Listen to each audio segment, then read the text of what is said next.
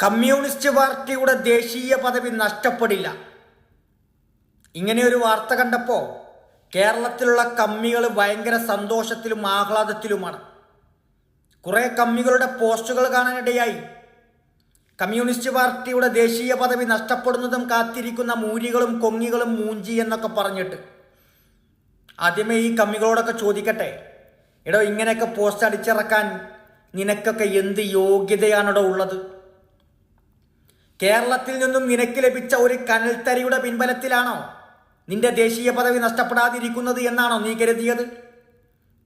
അല്ലടോ, ഈ കഴിഞ്ഞ ലോക്സഭാ തെരഞ്ഞെടുപ്പിൽ നീയും നിന്റെയൊക്കെ പരട്ടച്ചങ്കൻ പിണറായി വിജയൻ മുതൽ പിടിച്ചുള്ളവ നേതാക്കന്മാരൊക്കെയും പപ്പുമോൻ എന്ന് വിളിച്ച് കളിയാക്കിയും പരിഹസിച്ചും പുച്ഛിച്ചും നടന്നിരുന്ന ഒരു മനുഷ്യനുണ്ടല്ലോ, രാഹുൽ ഗാന്ധി എന്ന് പറയുന്ന മനുഷ്യൻ.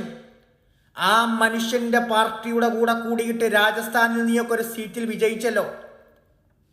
ആ സീറ്റിന്റെ പിൻബലത്തിലാണോ നിന്റെ ദേശീയ പദവി നഷ്ടപ്പെടാതിരിക്കുന്നത്? അത് ഓർമ്മ വേണം.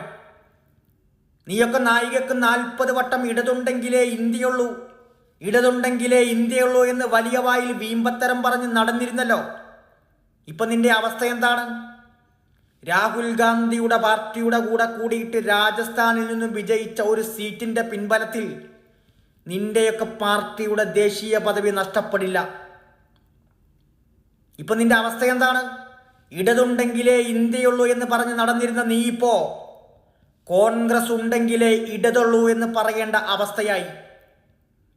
ഇതൊക്കെ നിന്റെയൊക്കെ ധിക്കാരത്തിനും ധാർഷ്ട്യത്തിനും കാലം കരുതി വെച്ചതാണ്.